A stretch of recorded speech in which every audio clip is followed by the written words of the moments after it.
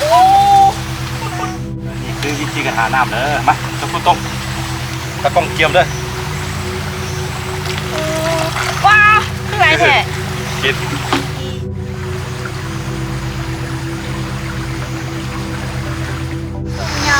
ต้มยาวเขารบกวนมันกลัวมันพอดียูหัวเนาะยูหัวเอาเนาะนี่บินแล้วบินแล้วยามันยาไหมมาสาวครูกับบอสเตยมาเดินป่ากันเป็นได้เลยสาวครูนกไออย่าเอากลับไปเลี้ยงเอากลับไปเลี้ยงว่าปล่อยอะไรในนี้ นกตัวนี้คือเขาเลี้ยงไว้โดนนะมึงต้องยงคิดไปใส่เขาเลี้ยงไว้ประมาณ3 เดือนแล้วถ้าใครจำได้เนาะคลิปเก่าๆที่เขาเคยถ่ายลงเขาขังไว้เนาะนี่คือปล่อยกลับมาแล้วก็มันก็ยุ่ที่ประจำเลยนี่ตอนนี้สาวครูกำลังตื่นเต้น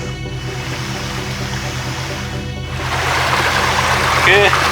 เข้ามาเดินป่าที่ได้อาหารไปน้ำเด้อนี่คือกบ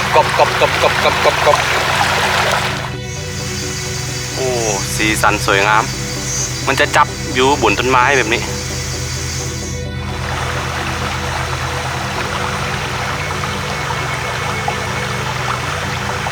โอ้สีสันสวยงาม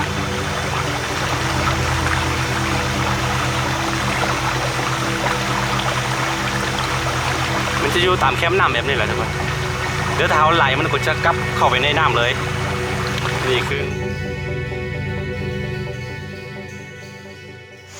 สบายดีทุกคนที่กำลังติดตามมักส้มนั่นจะนับเข้าสู่ซ่องอาคาน้อยตอนนี้เขาอยู่กับซ่องอาคายามีเด้อทุกคนเด้อผู้ใดเข้ามาใหม่ก็อย่าลืมเนาะเข้าไปกดติดตามเนาะตอนนี้คุณอยากได้50,000ไว้เนาะใกล้ๆจะฮอตแล้วใกล้แล้วFC ช่วยเข้าไปกดติดตามให้มันฮอต50,000 ซับเด้อแล้วก็สิ่งที่ลืมไปได้ก็คือตากล้องฝึกงานของเขาเนาะกำลังฝึกงานอยู่เบาเตยก็ซอยมึงสิ่งต่ำหน้าจอเด้อทุกคนเด้อเพิ่นมาฝึกงานนี่พี่กับสาวครูเนาะแล้วก็ตามธรรมดาแล้วเวลามีแขกมีอย่างมาบ้านนะสิ่งที่ค่อยอยากพาไปก็คือนี่แหละถ้าจนใครเข้าป่าแบบนี้เนาะเอาชีวิตรอดหรือว่าสองเบิ่งสัตว์หรือว่าเฮียนหู้ทักษะกันใส่ชีวิตอยู่ในป่านะแบบจริงๆจังๆเลยเนาะก็เลยว่าจะเวลาเห็นแขกมาเขาจะพาเขาเดินป่าแบบนี้เดี๋ยวพี่เห็นทุกคนเนาะมื้อนี้สิพาเบาเตยก็ซอยบึงสิงครับสาวครูอาคายามิเนาะเข้าป่าเนาะเฮียนหู้ทักษะกันเอาชีวิตรอดมีอย่างหรือว่าซองเบิ่งสัตว์อย่างต่างๆเพราะเป็นคือต้องบอกว่าอาชีพของข่อยคือเป็นอาชีพเดินป่าเนาะเพราะฉะนั้นจะอยู่ป่าเรื่อยๆโอเคแล้วติดตามเรื่องราวการเดินป่าในคืนนี้ได้ว่าที่เจอมีอย่างเนาะที่ได้เฮียนหู้มีอย่างไปกันได้สักครู่ไปลืมบ่ได้ ไป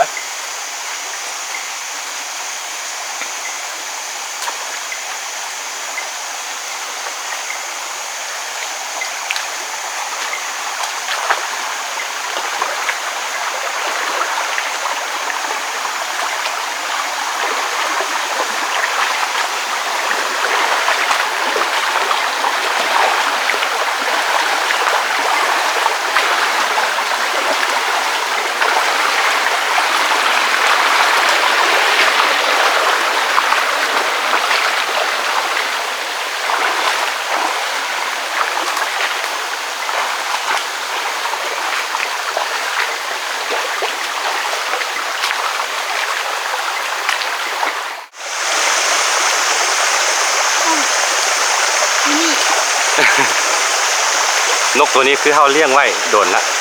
มึงต้องยงคิดไปใส่เขาเลี้ยงไว้ประมาณ3 เดือนแล้วถ้าใครจำได้เนาะคลิปเก่าๆที่เขาเคยถ่ายลงเขาขังไว้เนาะนี่คือปล่อยกลับมาแล้วก็มันก็ยุ่ที่ประจำเลยนี่ตอนนี้สาวครูกำลังตื่นเต้นเขาพาสาวครูกับบอสเตยมาเดินป่ากันเป็นได้เลยสาวครูนกไออย่าเอากลับไปเลี้ยงเอากลับไปเลี้ยงว่าปล่อยอะไรในนี้นี่คือสีสันมันค่อนข้างสวยงามพี่น้องนกกระเต็น3 นิ้วนะไปใส่สักปุ๊บไปใส่นี่เห็นบ่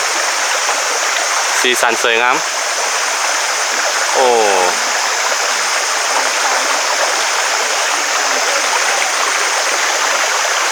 เดินป่าคือทุกคน หลังจากที่เราเดินมาได้นิดนึงเราก็เห็นนกเนาะนอนอยู่เทิงอีกตัวนึงเห็นบ่นี่แต่คุณไม่ต้องย่วงนี่เห็นบ่สีสันสวยงามสีเขียวเนาะจะออกเป็นสีเขียวพอดีเราลืมเอากล้องแคนอนมาเนาะเราตัวที่เราถ่ายนี่จะเป็นกล้อง compact Sony ZV-1 นะก็เลยว่าเวลาแบบว่าซูมเข้ามันสีบอได้ละกายมันได้ค่อนข้างที่สูงนี่คือบ่ในใจว่ามันเป็นนกโอ้หูแล้ว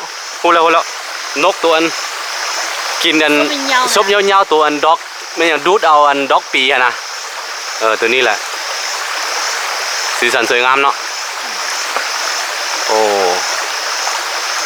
นี่คือความงดงามค่อยมันสิบินรบกวนมันโอ้ส้มยาวเขารบกวนมันกลัวมันพอดีอยู่หัวเนาะอยู่หัวเฮาเนาะนี่มันบินแล้วยามันอนุญาตเนาะรบกวนมัน รบกวนมันเพราะว่าเขาถ่ายได้ละนี่เวลาเห็นมันอย่างเขาก็โบ้ยใจตะกล้องมันได้ ถ่ายอีกโอ้ย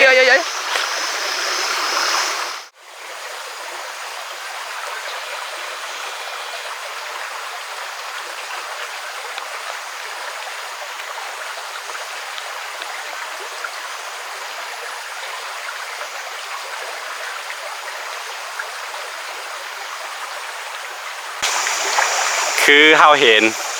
นกนอนอยู่นี่เนาะพอดีตื่นเราแล้วก็หนีละแต่ว่าเราก็ไทยทันอยู่เนาะทุกคนเนาะอันนี้คือนกบินระดงเด้อทุกคนเด้อสีสันสวยงามอย่างที่เห็นไปนะเราก็ได้ไทย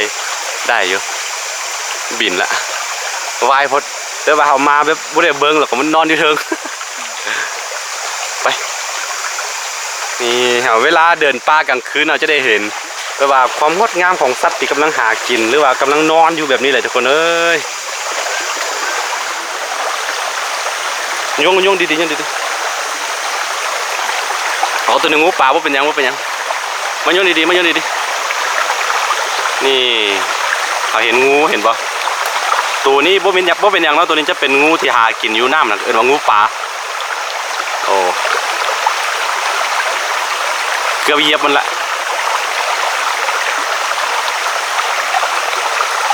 แม่นบอกงูป่าบ่แม่นแล้วเนาะ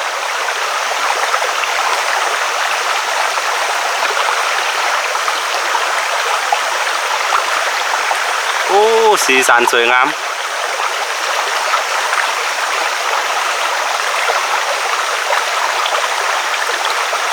มันจะอยู่ตามแคมป์น้ำแบบนี้แหละทุกคนเดี๋ยวเท้าไหลมันก็จะกลับเข้าไปในน้ำเลยนี่คืองูป่า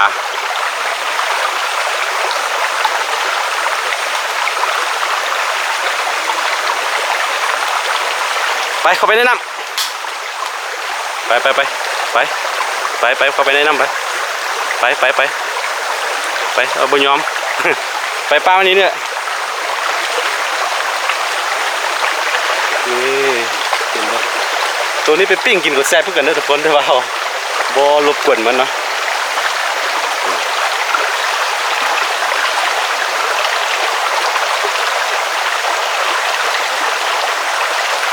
งูป่าถ้าเบิ้งจักแบบว่านี่ยังก็ตามซิดของมันจะคล้ายคือพวกงูถังมะพร้าวหรือว่างูสิงสาเนอะเห็นบ่แต่ว่าตัวนี้มันจะสั้นกว่า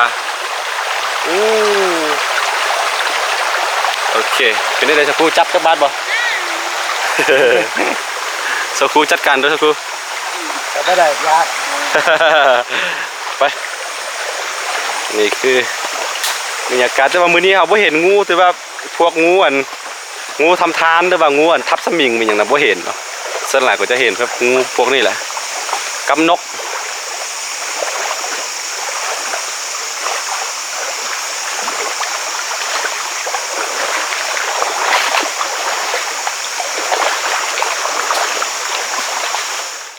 โอเคทุกคนหลังจากที่เราเดินมาได้ระยะหนึ่งเนาะเสาคูรู้สึกว่าหิวน้ำคือที่จริงเราก็เดินตามสายน้ำแต่ว่าน้ำตัวนี้มันบ่สะอาดเนาะจะเป็นแบบว่ามันมีหินปูนอยู่เทิงนะเนาะเวลาเรากินเข้าไปมันจะเป็นนิ่วเนาะครับเอาย่านมันบ่ปลอดภัยเนาะเอาเลยว่าบ่กินเราสิหากินน้ำแบบนี้เดี๋ยวเสียเจ้าคูยวงเด้อเจ้าคูเด้อได้ทักเอาสิกินน้ำจากไม้ไผ่เนาะเป็นน้ำแบบว่าบริสุทธิ์เลยทุกคน นี่คือเวลาเข้าป่าบ่เห็นไม่ว่าใส่น้ำแบบนี้นะแต่ว่าถ้าจำเป็นแท้ๆตัวนี้ตัวกินบ่ตายเนาะแต่ว่าเอาอย่าให้ฮู้ไม่ว่าเห็นเนาะทักษะกันเอาชีวิตรอดนะเวลามันบ่มีน้ำแบบนี้เอาสิกินแบบนี้สิเบิ่งเดี๋ยวรุ่นไปด้วยกันทุกคนปั๊มเนาะวางน้ำมีดมีทุกเด้โอ้ไม่ป้องอะไรเนาะเป็นมัน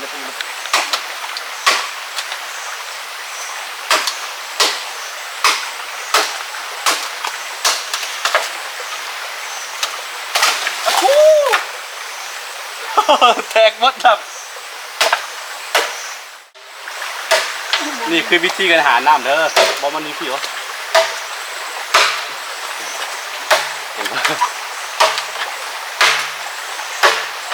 วิธีการหาน้ำจากธรรมชาติ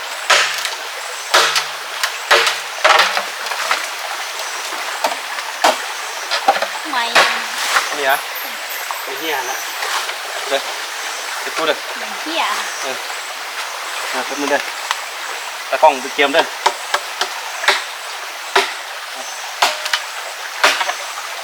ตะกล้องบอกว่ามีบ่มีก่อน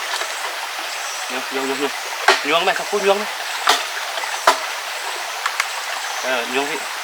มีเยอะแยะนี่คือวิธีการหาน้ำเด้อมาตะกูตรงตะกล้องเกียมด้วยตะพี่บุษาอาเตลังไหม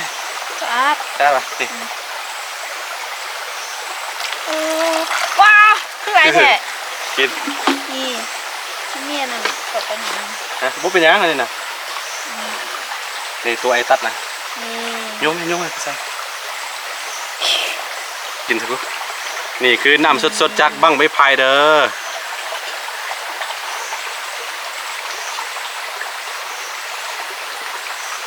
มันจะรสชาติของมันจะหวานกว่าน้ำทั่วๆไปที่เรากินเพราะว่ามันตัวนี้ถือกันตรงมาจากอันนั้นกินขึ้นน้ำปนไหนมีอีกกล้วยกินกันเลยเชียวเดี๋ยวสิกินให้สักครู่จับกล้องตอนต่อไปตอนนี้คือเสียให้เสาคู่เป็นตากล้องแล้วก็เสียบอสเตยเป็นผู้ซิมเด้อเอาต่อไปนี่ตัดอยู่นี่เบื้องวันมันมีหนำบ่มีหนำ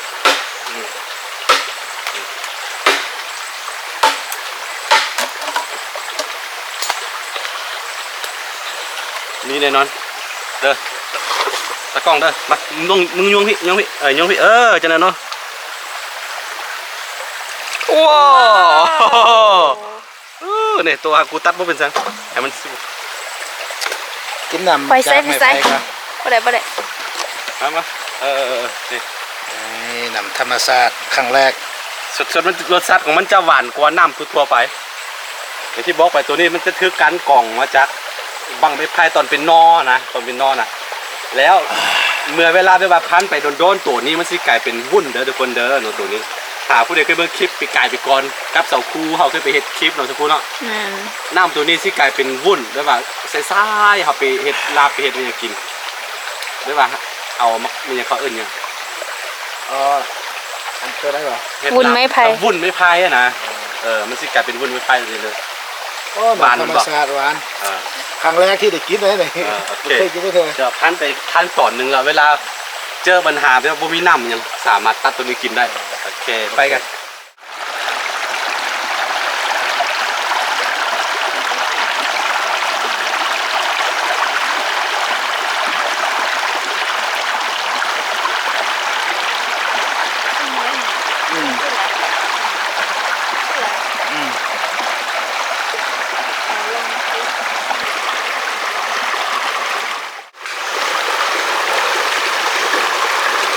ได้บ่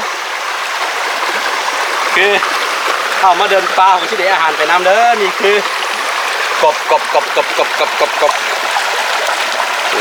เห็นป่ะที่ได้อาหารไปน้ำเอาสักครู่ใส่ถุงโอ้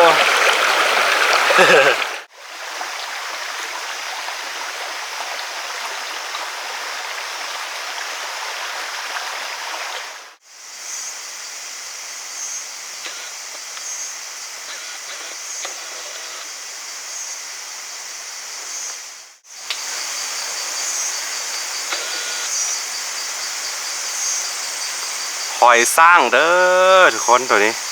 โอ้สีสันสวยงามมันจะจับอยู่บนต้นไม้แบบนี้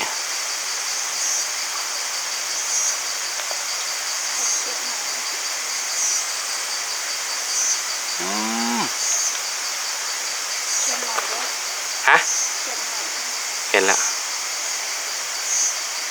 ตัวนี้จะมีรสชาติหอมๆเด้อตัวที่ใหญ่ที่สุดเท่าที่เคยเห็นมาเลยตัวนี้ค่อนข้างใหญ่เลยล่ะทีเดียว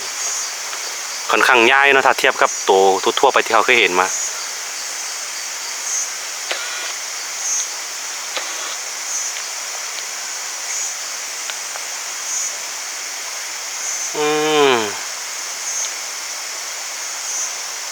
โอเคทุกคนเนาะตอนนี้ครับก็ได้ออกมาใกล้ส่วนของเฮาแล้วหลังจากที่เราเดินทางไปประมาณ2 ชั่วโมงกว่านิดนึงเนาะอาหารก็ได้มาพร้อมนะคือการเดินป่านี่ครับว่ามันมาเดินล่าๆเนาะบางทีเขาก็จะได้อาหารกลับมากินน้ำมันนะคือพวกอันพักพวกปูพวกปลาเขาก็จับได้อันด้วยว่าเอาอยู่แล้วเนาะแต่ว่าพวกนกหนูมันยังเขาก็บ่เอาเนาะนี่คือพักมันอย่างแบบนี้เขาก็เอามีผักกูดแล้วก็หลายอย่างมีเพชรมีผักหอมมีอย่างหลายอย่างเขาเก็บมาเด็ดปูปลาเด้ปูปลาเด้ที่ไหนนี่เป็นสังนะโอเคถือว่าเป็นกันแบบว่าผจญภัยเนาะเห็นหูหลายๆอย่างแล้วก็เอาเห็นงูเห็นนกมันอย่างหลายอยู่สีสันสวยงามเลยทีเดียวเนาะคือว่าเป็นเปิดประสบการณ์ให้สาวคู่แน่คือปกติสาวคู่ก็เดินป่าอยู่แล้วแต่ว่าบ่เตยยังบ่เคยมานี่จะเป็นครั้งแรกของบ่เตยหรือว่าพา2 คนนี้ไปนะเพราะว่าเป็นคนเมืองสิงห์หมด โอเคถือว่าถ้าใครเข้ามาใหม่ก็อย่าลืมเนาะกดไลค์กดติดตามช่องอาคาน้อยแล้วก็อย่าลืมกดติดตามของอันอาคายามีแล้วก็บ่เตยเขาซอยเมืองสิงห์เด้อเนาะเดี๋ยวเจอกันในคลิปหน้าก็กะว่าจะได้เห็นคลิปเฮาเรื่อยๆเนาะเพราะว่าสักครู่ก่อนน่าจะได้มาอยู่พี่สาวรเนาะโอเคสบายดี